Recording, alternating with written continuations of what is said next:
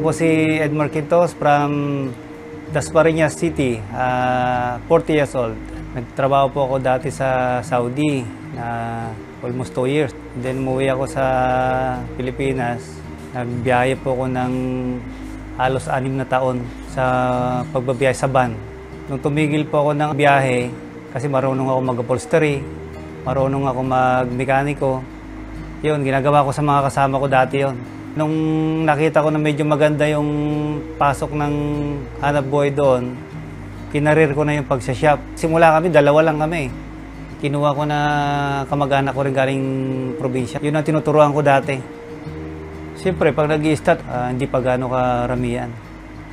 Tapos nung nag-start ako doon 2010, siguro mga 2 to 3 years, sakto lang yung pasok.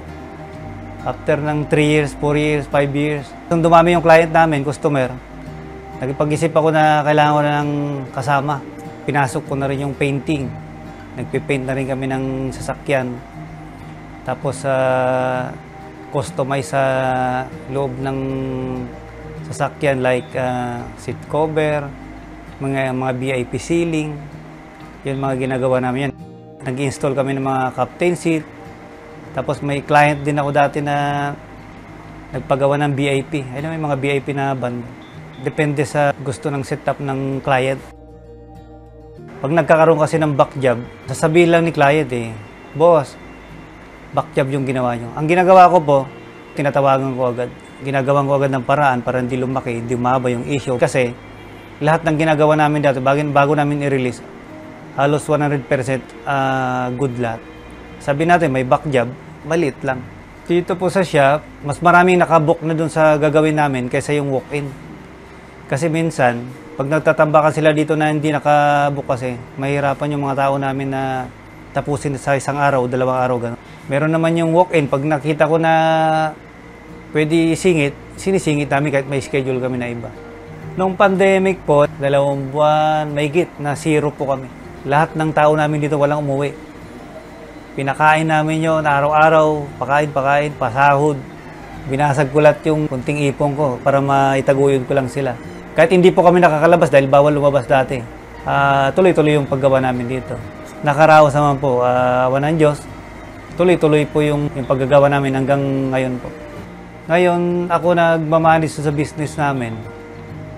Medyo nandiyan pa rin ang stress kasi ang daming taong nakakausap, ang daming taong pinagpapasensya mo dahil siyempre hindi naman lahat kasi minsan may client din na mababa yung pangunawa Siyempre si owner ng shop, kagaya sa akin, kailangan mahaba lagi ang pangunawa. Sa 13 years na nag-ooperate yung shop namin, natutulungan ko rin yung family ko.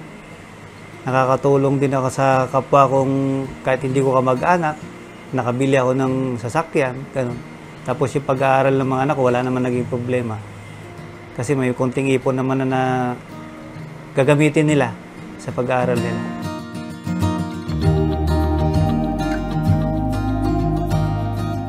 Wala po akong masabi kasi mabilis lang po siya kausap, mabait. Lahat po ng kailangan po namin, pinoprovide niya po sa amin. Sa customer po kasi marami pong umahanga sa kanya dahil yung pakikisama niya po, maayos po para sa mga customer po namin. Pati rin naman po sa amin.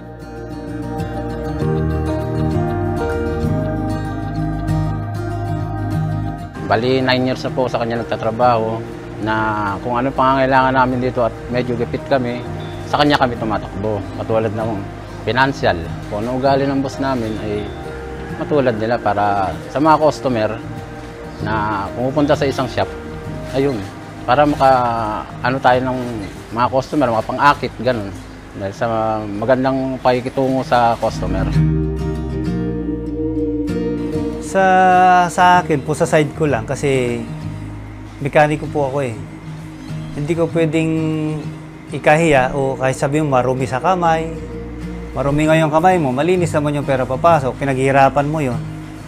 Kumbaga karangalan sa akin na kahit madungis ako kasi nakikita rin ng client ko minsan na grasa-grasa yung kamay ko, mukha ko, damit. Kung ano man yung meron ako ngayon, pinaghirapan ko yun. ginawa ko yon nang wala akong nasagasaan. Sa mga nagsisimula pa lang, papayo ko lang kasi experience ko na yan eh. Kailangan maging matyaga, unawa, huwag kang mahinaan ng loob, kahit kunti lang yung pumasok ng ganitong araw. Kahit sabi mong nalugi ka ng 5 araw, pang-6 na araw, 7 araw, bumawi ka naman. Yun po ang experience ko sa akin eh.